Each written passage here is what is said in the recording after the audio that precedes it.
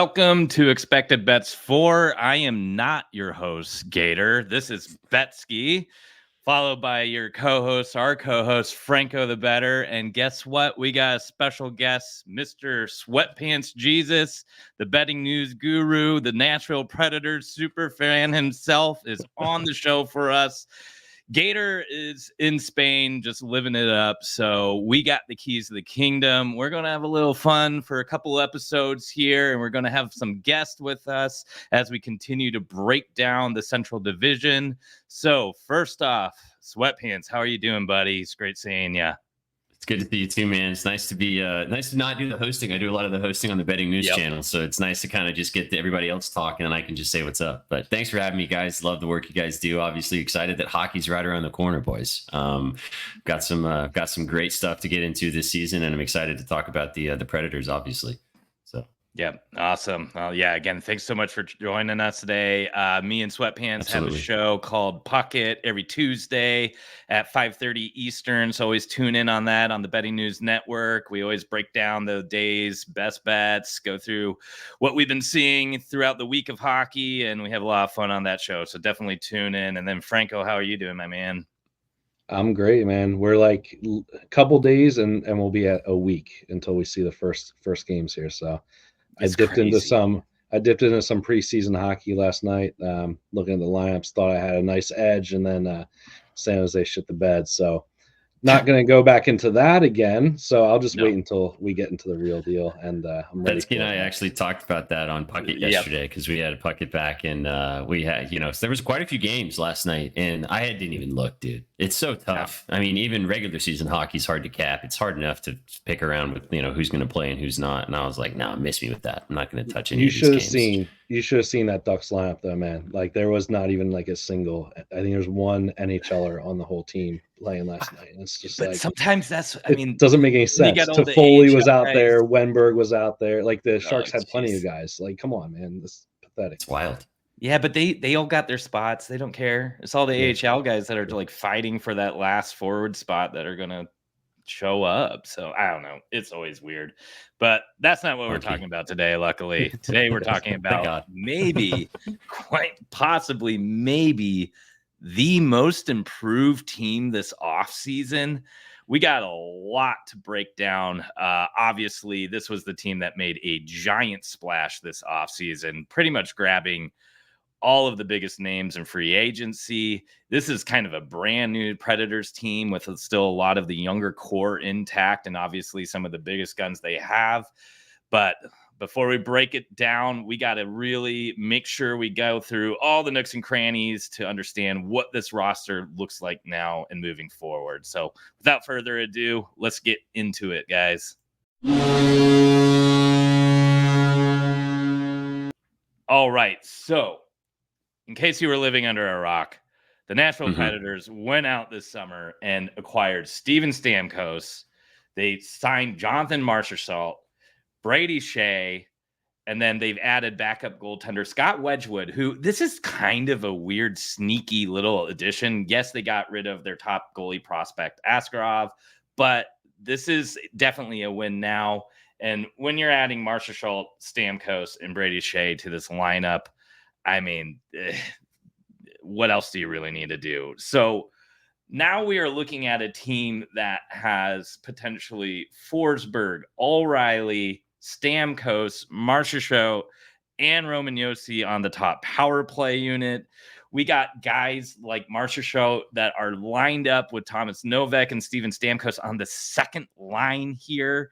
They looks like they're kind of predicting that they're going to keep Nyquist together with Forsberg because that top line had so much chemistry, especially near the end of the season last year. I mean, up and down this lineup, it looks fantastic. And one of the most interesting aspects about this is how those younger guys like Tomasino and Evangelista and guys like Novak were really starting to come around and got some of that extra playing time over the past two seasons as this team was retooling. And now you're just plopping in superstars to this lineup. So let's turn it over to Sweatpants Jesus. First of all, what do you think of these additions? How are you feeling about your favorite team right now? Well, I mean, we talked about it over the summer when these guys made the same. I mean, they pretty much made the Stamkos and the Marshall Show move kind of back to back, bang, bang, almost in the same day. And it felt like Christmas came in July. It was awesome. And then, you get Brady Shea too to come in there to help out with on that back line with Yossi, one of the best D-men in the league. And I mean, you said it, like I think they made the biggest turnaround of any team in the entire NHL this season. And if everything plays out on paper as it should on the ice, then I think this team can make a lot of noise this year. I have a couple X factors based upon kind of the moves that were made. I mean, obviously you're bringing in a potential Hall of Famer in Steven Stamkos. You're bringing in one of the best goal scorers in the league in Jonathan Marchessault. But I think that the Predators' success is going to hinge on two players this year. I think it's going to really hinge on how well Filip Forsberg does. Filip Forsberg got the full commitment and backing from the Nashville Predators last season because, as you mentioned, Betsky, they retooled. A lot of people thought over the last two seasons that the Predators were just going to completely flip everything when they got rid of Ryan Johansson, when they got rid of Matt Duchene, when they kind of traded away some key pieces that were part of that last run when the Predators were good. And people were like, oh, are they going to just totally just start from scratch again, get rid of Forsberg, get rid of Yossi, and kind of move forward?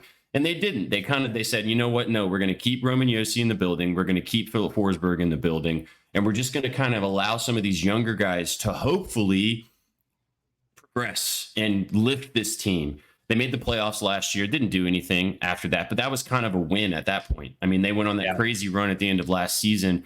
And I think that commitment to Forsberg when they signed him for that big money contract that they did at that time was kind of like, you're our guy.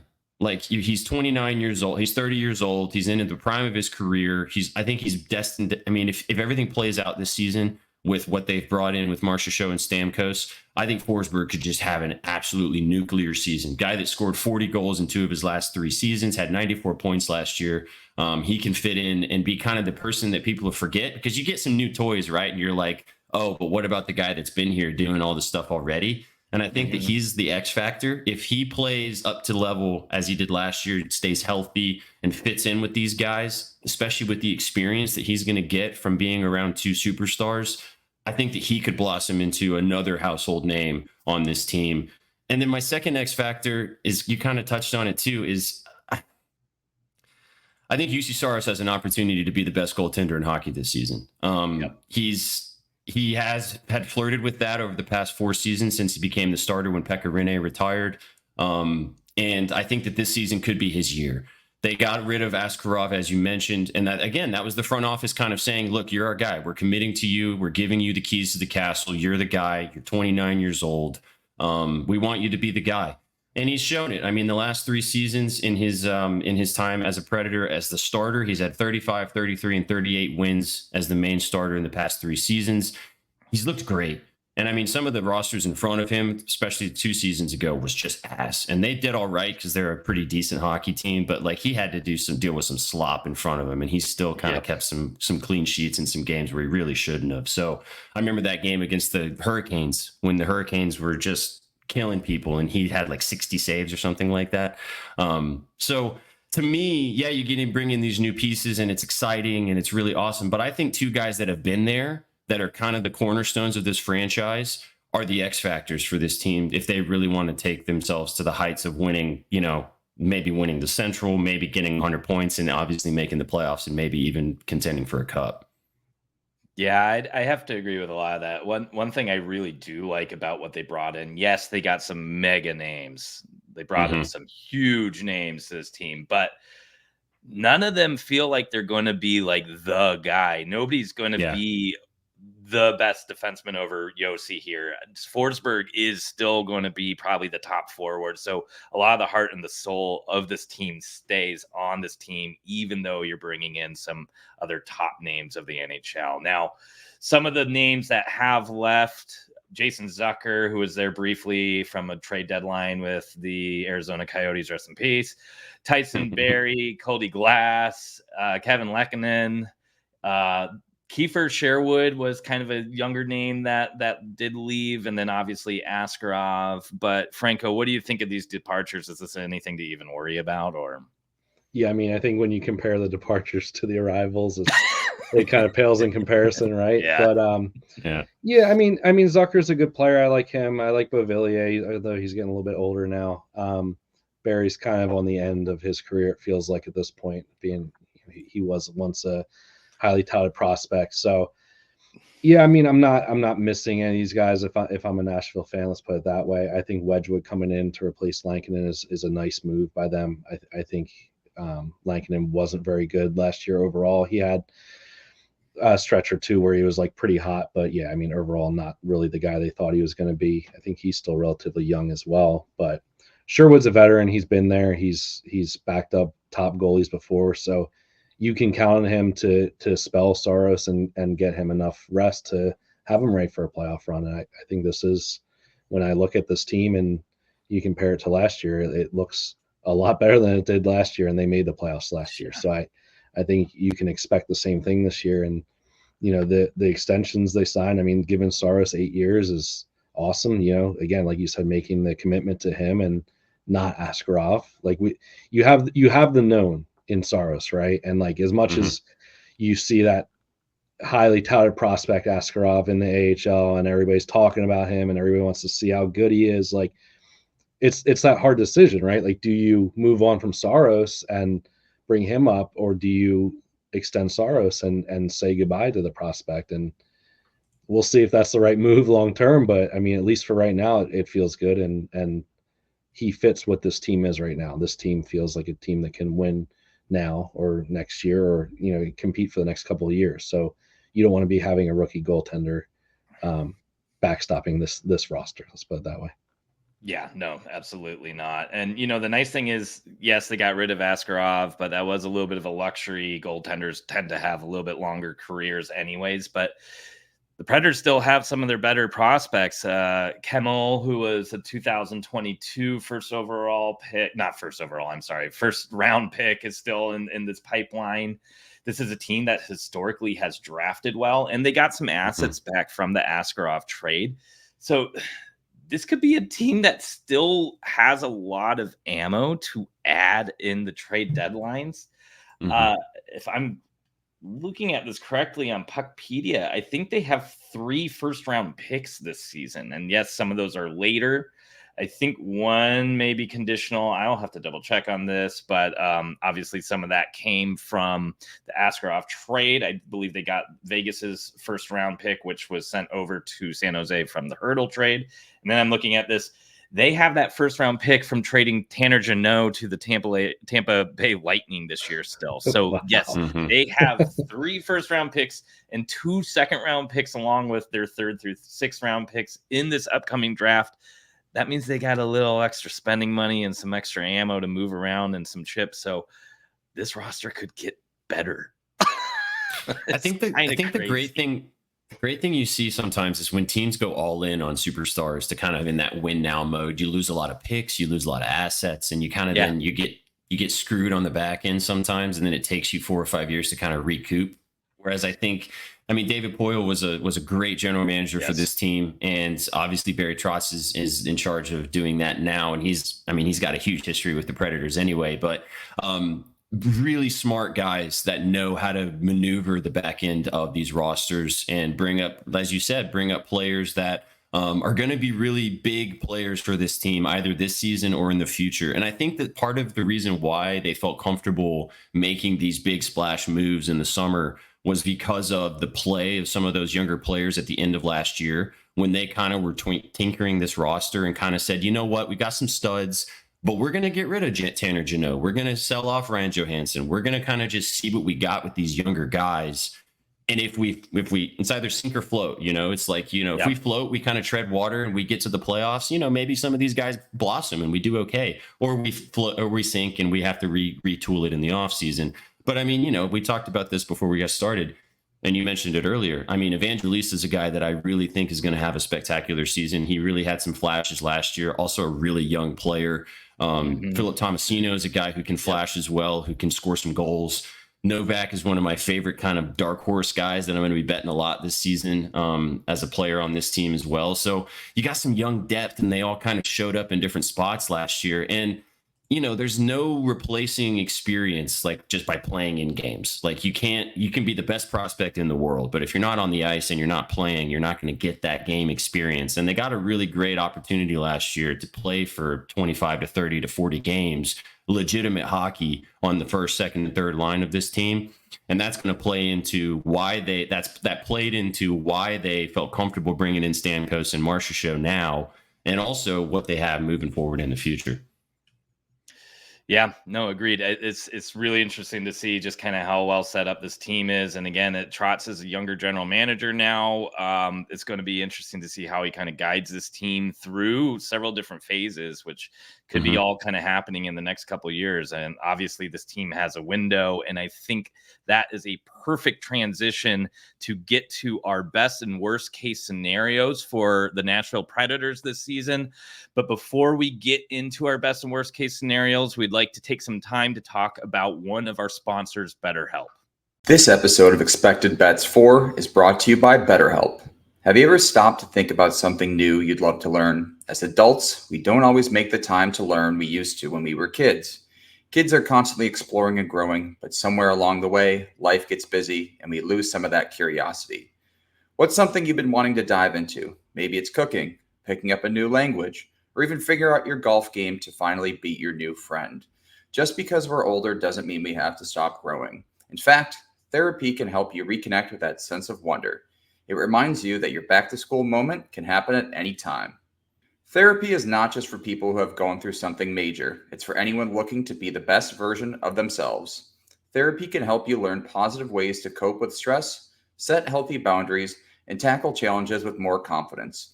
It's really about giving yourself the tools to thrive and grow, no matter what stage of life you're in. If you're thinking of starting therapy, give BetterHelp a try. It's entirely online, designed to be convenient, flexible, and suited to your schedule. Just fill out a brief questionnaire and get matched with a licensed therapist and switch therapists anytime for no additional charge. Rediscover your curiosity with BetterHelp. Visit betterhelp.com/THPN today to get 10% off your first month. That's BetterHelp, HELP.com/THPN. Now back to the show. All right. Well, as we get into best and worst case scenario for the Nashville Predators, we are going to allow Sweatpants to take the honors and talk about what he thinks the best case scenario is. Obviously, best case scenario for all these teams is to win the cup, but we all know San Jose Sharks aren't doing that. So reasonably, what do you think is the best case scenario for the Nashville Predators? Well, I mean, I'm wearing the hat and I'm a fan of this team. So obviously my glasses are a little bit yellow and blue in comparison. But I think that on paper, this team should compete to win the Central.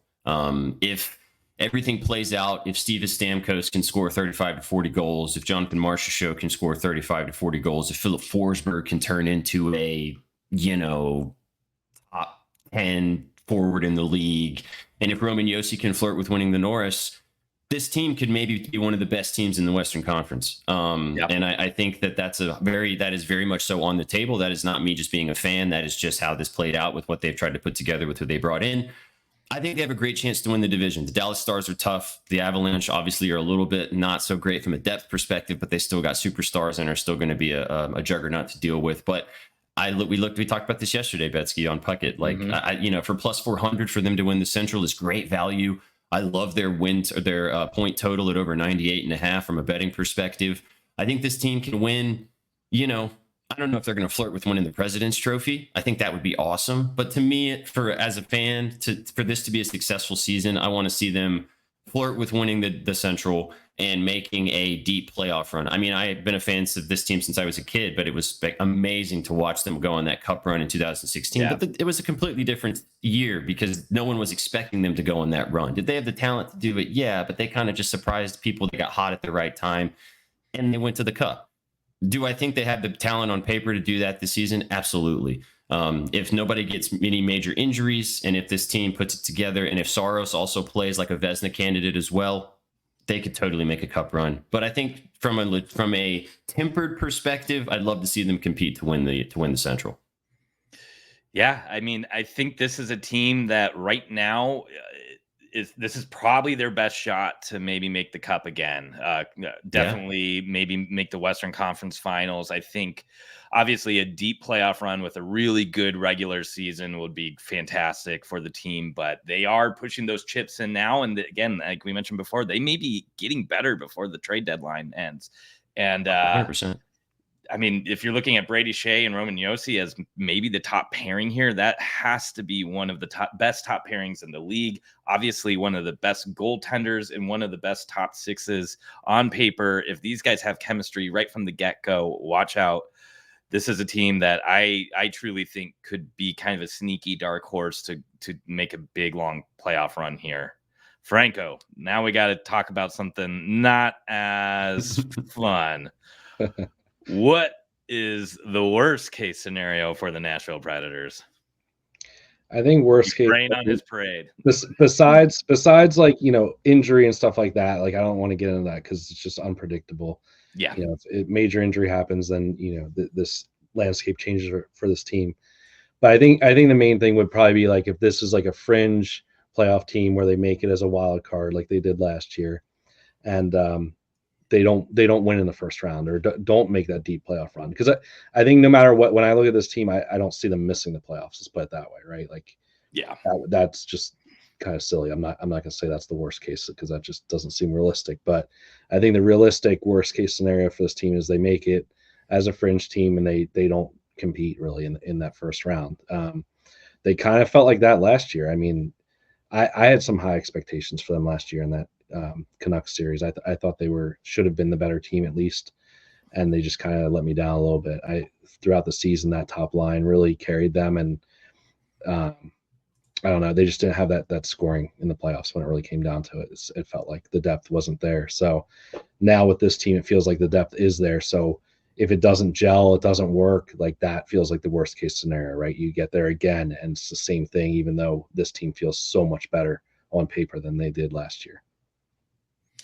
A realistic thing that I could see happening just before we move on from this is I think they could start fairly slow, purely because you're bringing in two completely new pieces. Yeah, they're great players in Stamkos and Marchessault, but neither one of them have really played together in quite a few years.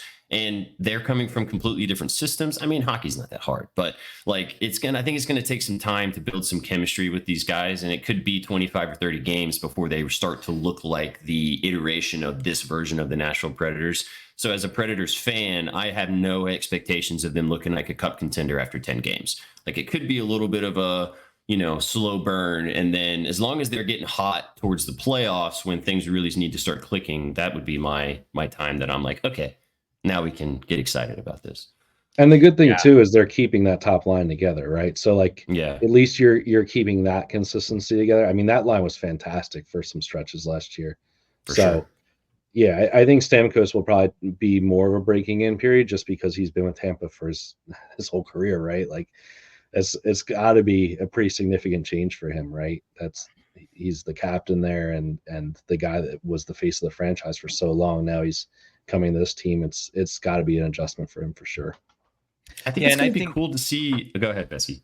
Well, I was going to just comment. I think a lot of times when we see teams taking a little bit longer to adjust is when they do major overhauls to the blue line and the defensemen, because that is so much more of like an instinctual kind of knowing where your partner is at all times, or them understanding when you like to go pinch and when they need to kind of support you and make sure they're getting ready to potentially backcheck and being able to kind of cover their men and the forward groups and whatnot, where the forwards, I do feel kind of like you mentioned, Sweatpants, is the systems aren't as overly complicated. This isn't football where you have a whole playbook to get through, and the forwards I think can kind of find that chemistry a lot quicker. So sure, adding Shea obviously is a big piece here, but a lot of that blue line is still kind of the same. So this may be one of those things where they can kind of come out rolling right through the gates too. So it's going to be interesting.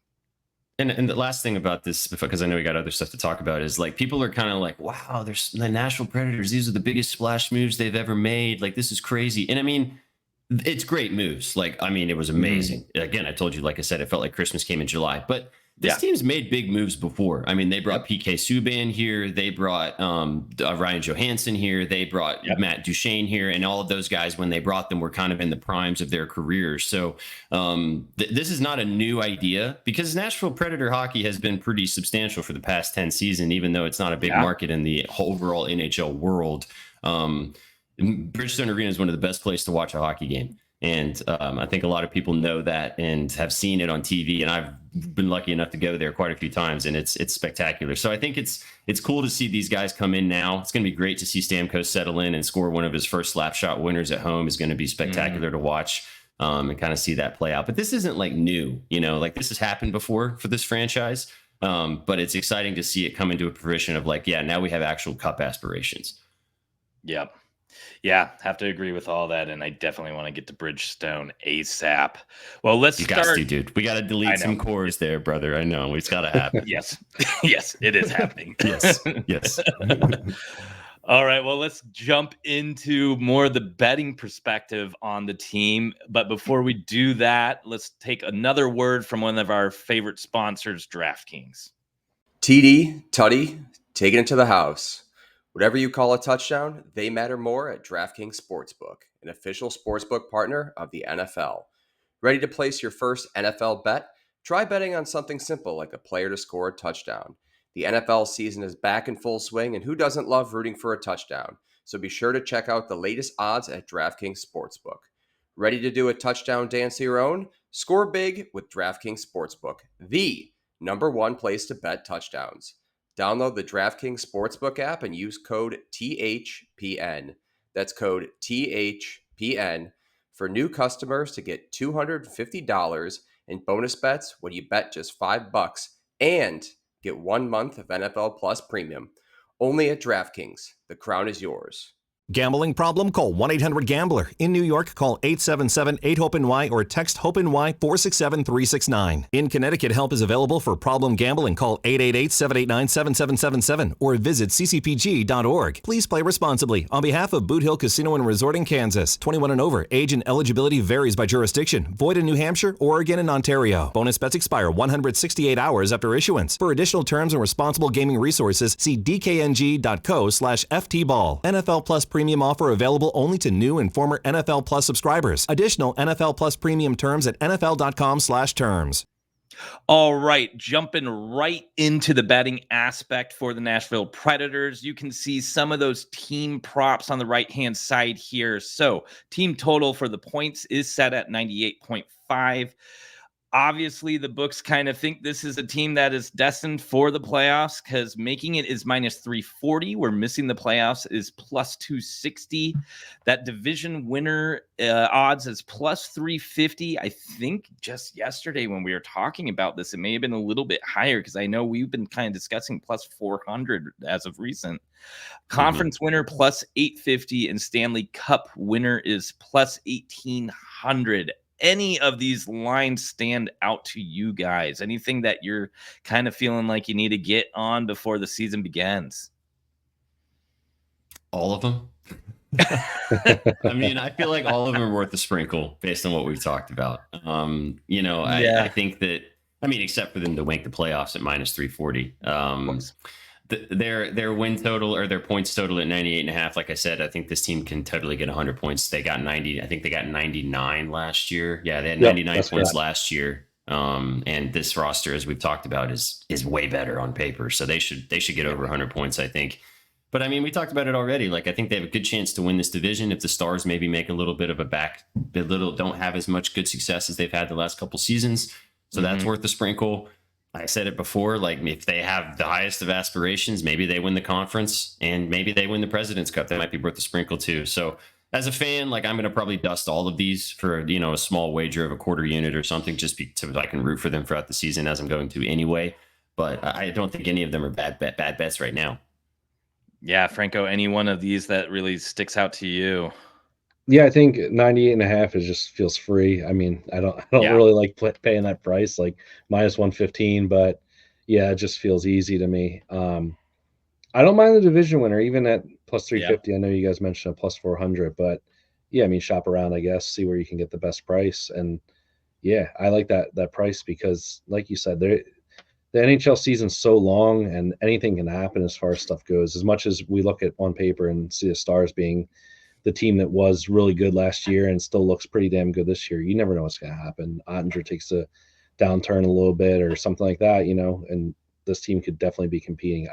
I'm a little bit lower on the Avs this year than I am on this team, I feel like. So, yeah, I don't mind that price. Take a little sprinkle now, or hell, I mean, like you said, if you think they're going to start a little slow, maybe you wait and grab it in season. If they start out slow, they're like 2-7 or whatever to the first 10 games, and yeah, get even a better price. So I don't mind that. Maybe conference winner as well. I think they can compete in the West in general. So I like those prices now for sure. Yeah, it almost feels like this is a team you can kind of ladder up because you're going to feel pretty safe with that team total for just the regular season.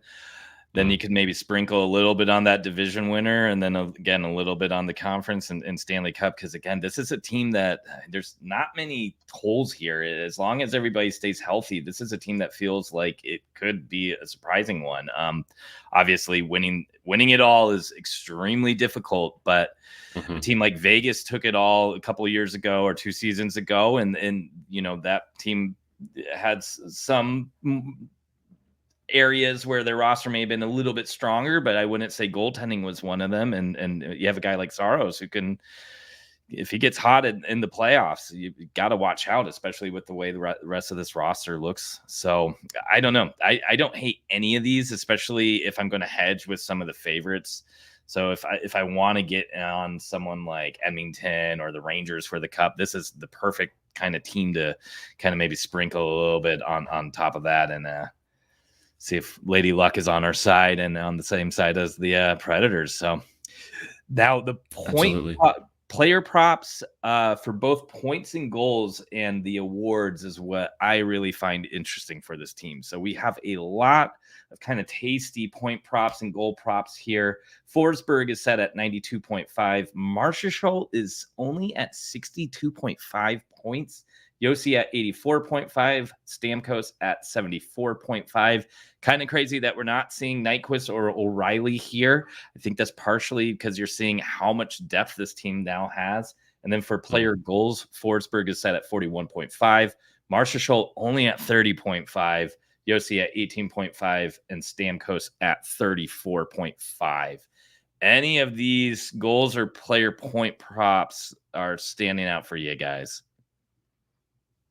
You can go first this time, Franco. I've gone first every other All time. right, man. See what you think. So 84.5 feels high for Yossi. As much as I like him and I think he's going to be a hell of a piece for this team, it just feels high for a defenseman. I know he can get there, but that's like point per game, more than point per game. So just something to consider there. I think the main thing to consider here is how you think it'll shake out, right? Like, do you think that top line stays together? I think that's really what you're predicting here. If either Marchessault or Stamkos moves up to that top line, then you're going to be sitting on like a gold mine if you take either of their props here, because both those point totals seem really low. I know Marchessault is less of a points guy than Stammer is, so I'd probably kind of lean more to him. And then I'd probably lean more towards the Marchessault goals if I were to pick, between those two guys. I do think Forsberg is in for a hell of a season. So again, I'd probably go goals over his points just because like that's what his game is more so. 41.5 doesn't feel too bad. If it's a little high, I guess, but that's probably where I would go. I think, again, I think this power play is just going to be really vicious. And that's why I'm more like, as much as I said, I kind of lean more the under on Yossi, like there is a world he could get there with this power play. Being just so proficient, I think. And so I think I look at Forsberg and Marchessault goals, and then probably like Stammer points would be where I'd probably be ending up on. Yeah, and there's definitely a Yossi prop that we'll discuss in a little bit that I prefer over his points, because it's kind of like if you're going to take his points, there's something else that you get a lot more value on. Yeah, Sweatpants. Absolutely. Anything else that stands out for you? I think one of my favorites here is that Marchessault goals or points. They both seem very low. Obviously, if he's playing on the second line, he's going to have limited minutes. But really, when you look at those two top lines, depending on the teams they're playing, obviously injuries mean he could move up. Maybe he has fantastic chemistry with Forsberg. I don't know. There's a lot of options for him to get either those points or goal totals. I think the point that you make is good because you don't know ever how these new pieces are going to fit in. So that's why their numbers are low, and they could be free. It could just be these guys fit in perfectly. They roll, and it's just like you're looking at, wow, I can't believe his points or goals line was at that particular number. I already have a bet locked in for this. I took Roman Josi. I got 79.5 for his point total, which I like a lot more than the 84.5 that you guys mentioned. So as always with sports betting, make sure you shop around, find the best line available. I like the 84.5 too. I know you're a little scared of it, Franco, which I get it. It's a higher number, but he had 85 last season, and this team wasn't as good on paper, like we've talked about. 55 the year before, didn't have a great season. The Preds weren't awesome that year, but he had 95 the season. He should have won the Norris 3 years ago. I can see him flirting with 100 again. If this plays out the way we think it's going to, with how good that power play is going to be, as you mentioned, if he stays healthy, this is kind of the last couple seasons of Roman Josi at the Roman Josi that we know now. Like, this is his last go in his prime. And I think we're going to see him play like that this year. He's one of my favorite players in the NHL. He's very underrated, in my opinion. And I think that he's going to come out this year and with the pieces around him, remind everybody that he's one of the best D-man in hockey. But besides what you guys mentioned, you didn't bring this one up necessarily, but I really like Juuse Saros over 35.5 wins. He had 35, 33, and 38 in the last 3 seasons. So he didn't get over that except for one of those years. But I think that he has a chance to maybe win 40 games this year if this team does have the success we've discussed. And if he does flirt with getting a Vezina, he's probably going to have to win at least 40 games. So I think that's a sneaky one as well from a prop perspective. That's not necessarily a skater, but I like a lot from Saros this year too. So I think 35.5 wins could be a good look too. One more thing on Josi too is, like, if they do pair him with Shea, that kind of gives him even more freedom than he's had in the past, I feel like, because now, like, he's been paired with Carrier and guys like that, which they're good defensively, but like Shea's on like a whole nother level. So if 100%. They keep them together all year, then maybe, I could see Josi flirt with, 90 something points, but I do like the number you got a lot better than that 84.5. So I'm going to shop around for that. Nice. Yeah. Well, let's jump over to the awards this season, because there's a couple that I'd like to highlight here too.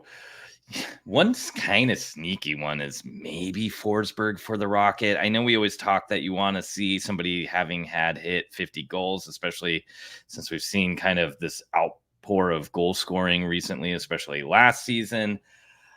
So Forsberg is at plus 2,500. Stamkos is at plus 7,500. Marchessault is at plus 10,000. Art Ross, Forsberg is at plus 10,000. The Hart Trophy starts to get interesting here. So Saros is plus 15,000. Norris Trophy, obviously interesting. Roman Josi is somehow still at plus 1,200, and me and Sweatpants will talk about that in a second. And for Vezina, Saros is plus 1,000. So there's a couple really, really tasty options here. Me and Sweatpants, the day that free agency exploded and all these pieces got added to the Nashville Predators, texted each other, and we had both placed a bet for Roman Josi. I think we got him maybe around plus 1,500, maybe. But it's shocking to still see this at 1,200. It's shocking to still see it in the thousands. To me, this is a must sprinkle. You can hedge with guys like Makar or Adam Fox if you want to later, but getting 12-1 odds here is just crazy to me. So thoughts on Roman Josi for the Norris? I mean, you said it. We texted about it. I did. You don't have to twist my arm to press the button on this anyway. I love betting Roman Josi regardless of what it is. I had a ticket for him to win 2 years ago when he should have won, in my opinion, when Cale Makar ended up winning when he had the most points by a D-man. But I think that if this is the year to do it, this is the year to do it. The 1,200. It's like Quinn Hughes last year. You got great odds on that to start the season, and they disappeared pretty quickly. So similar situation. If you like it now, if you like what this team's put together, he's going to be a huge, huge fulcrum on this team from a, just from a points perspective. And as we said, this power play, if this power play plays out and is one of the best in the league, he's going to flirt with having one of his best statistical seasons maybe ever. So I love the value on it. Yeah, we've talked about it a lot, but it's probably one of my favorite sprinkles for the entire season.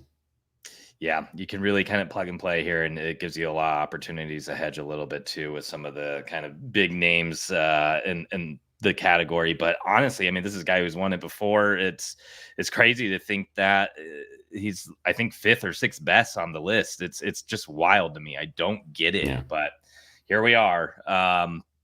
The other one that really stands out in my mind is Saros for the Vezina at plus 1,000. Again, not only do you need to have kind of the wins to win this award, but the advanced metrics as well. I do think as good as this team looks on paper, is still not going to have kind of the same expected goals against goals averages that some of the teams that have really pronounced blue lines will have. So I think there's a good chance for Saros to really kind of step up and show that he is not only winning these games, but is elite in other categories for goaltending. So Franco, what do you think about that Vezina odds for plus 1,000? I like that as well. I think, like you said, they've historically been a team that takes a lot of penalties. I don't know if that's going to continue. That was always like the long running joke for the last few years. I feel like where they were always on the PK. So hopefully they clean that up a little bit. But I do think they have some pieces. Like Colton says, is a hell of a penalty killer type of just defensive forward. So they have him back. Jankowski as well is another guy like that. So I wouldn't say they have a bad penalty kill, or just, defensive forward group as well. So, yeah, I think it's a good sprinkle. If you like that over on his wins, I think you should be sprinkling his Vezina odds too, because you're getting way better odds here. So, I think this team's going to win a hell of a lot of games just in general. And I think with the teams that are in this division that do shoot a lot and can put up a lot of expected goals for, let's put it that way, like Colorado and Dallas, to mention a few. If he can stay on his head a few games, which we know he can, and he's been able to in the past, then plus 1,000 feels really good. And just to go back to Yossi, I mean, I grabbed that too that first day, so I'm on board with you guys. I got him at plus 1,400. So I think a lot of the people in the NHL betting community were on that as soon as those trades went down. I mean, he is in a prime spot, and like you said, he should have won it a couple of years back. I remember that season, and it's crazy to think that like there are points in the season, even last year, when you could get his point prop at like minus 130. Like I get it, minus 130. A lot of people don't want to lay that, but like for a guy like him, it's just stupid.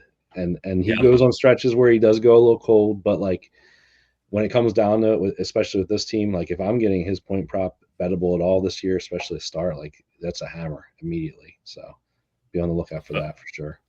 And don't forget about those shots on goal with Yossi against the Arizona Coyotes / Utah Hockey Club, because he for whatever reason just smokes them. Yeah, you and I laddered his shots on goal all the way up, my friend.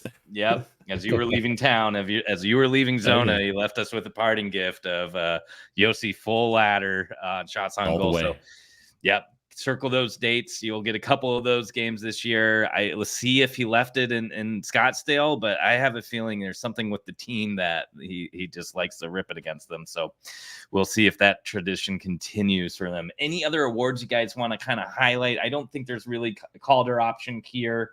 The only other one that really kind of stands out, maybe Jack Adams with Coach Brunette at plus 700. That's one of your better options here. He's near the top. I think only Sheldon Keefe and maybe Green in Ottawa are have lower odds than him. Otherwise, I kind of feel comfortable with kind of Yossi for the Norris and Saros for the Vezina as being kind of the top two picks here. And honestly, two of my favorites across all 32 teams. 100%. Just from, again, this is what happens when you make some of the biggest splash moves in free agency and you become one of the on paper better teams in the NHL. There's a lot of opportunity for the individual players to then have success. So it makes sense that, if some of these superstars have an opportunity to kind of make a run for those trophies this year, So I love the coach look too, to win that award as well, because again, if all of this plays out as I want it to as a fan, and as you guys who know the league really well kind of see it playing out possibly on paper, then the coach is going to get some consideration too, because if this team does flirt with winning the division or winning the division, and maybe possibly flirt with winning the President's Trophy, then that's all going to come into play as well. So hopefully all of that does happen. And then, we're talking about the Predators, maybe having Nashville be a destination for the Stanley Cup Finals in about 8 months. But overall, I'm very excited for this team. And I think that a lot of people that support this team, and a lot of people that don't even support this team, that are just fans of hockey, are excited to see kind of what Nashville is going to have this year. Kind of a smaller market team, and we talked about this with like some of the players not getting as much recognition as other franchises, just because of the size of the market. But I think that there's an opportunity for this team to really skyrocket themselves this year. And if they do make a deep playoff run, if they do have some spectacular performances, if they are one of the best teams in the league this year, and it's going to do wonders for this franchise for the next 10 years and what their aspirations are. So I'm super stoked to watch that play out on the ice. I hope everybody stays healthy. I hope that, that Stamkos enjoys being here and being a part of this franchise and a part of this team. Because there's a really great history of the Nashville Predators taking care of superstars that come and play here. I mean, PK Subban loved playing here, like I mentioned. I mean, Mike Fisher's a legend, even though he didn't come here from anywhere else. Like, Shea Weber was awesome. There's some great, Pekka Rinne, obviously. There's some great players that have played in Nashville. And to see a couple guys come in now and possibly cement themselves as legends here too is going to be really fun to see. Yeah. Any other closing thoughts for you, Franco? No, I'm excited for this team. I think that's when it really comes down to, I think we've all kind of echoed that sentiment, right? We feel good about them. They're in a good spot as well within that division to really kind of be fighting for that 1-2 spot. I think when the season comes to a close, I think that's a realistic expectation here. Hell of a blue line, hell of a goaltender, and the forward group looks like it can match that too. Because I mean, we've had those back end pieces in the past, and now you have the forward group to match it. So it feels like everything's kind of coming into place. And whether it's this year or even next year, I think the future's bright in Nashville regardless. Because, like you said, even these younger pieces, they're going to get that experience now. They're going to be playing with, 2 Stanley Cup winners in Stamkos and Marchessault. I mean, you got Ryan O'Reilly. Yeah, I mean, you factor that in though. I mean, that's huge. Like you don't always pull in just because it's a big name player. It doesn't mean that they've won. Like, it that matters when it really comes down to it. So, I think everything put together like is a reason for excitement. And I would be awesome to see Bridgestone Arena rocking in the cup. So.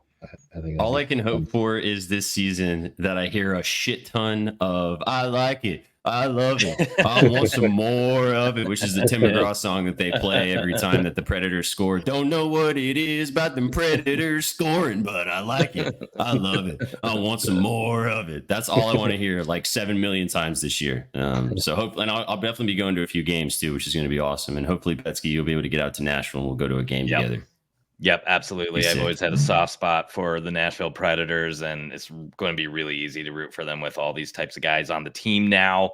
Well, thank you so much for joining us, Sweatpants. Again, make sure you are following him on all the socials, on Twitter. Make sure you're following Betting News. He is the betting news guru who makes all that content kind of constantly happen and schedule it out for daily shows. Check us out on Puckett every Tuesday at 5:30 Eastern.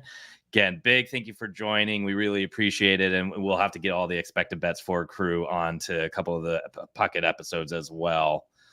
Otherwise, don't forget to hit that subscribe button on YouTube so you never miss an episode. We've got tons of great content coming out your way all season. We'll be streaming throughout the week, so you can always get those best bets. Be sure to check us out on all the social media platforms as well. Twitter, Instagram, YouTube. I think we are getting on Spotify and Apple as well. And thank you to all of our wonderful sponsors, BetterHelp and DraftKings. This was the Nashville Predators. That is Sweatpants Jesus. That is my co-host Franco. Gator missed out. Who cares? He's having fun in Spain. We're having fun right here. And adios, we will amigo. catch you on the next episode. All right. Cheers, everybody. Bye.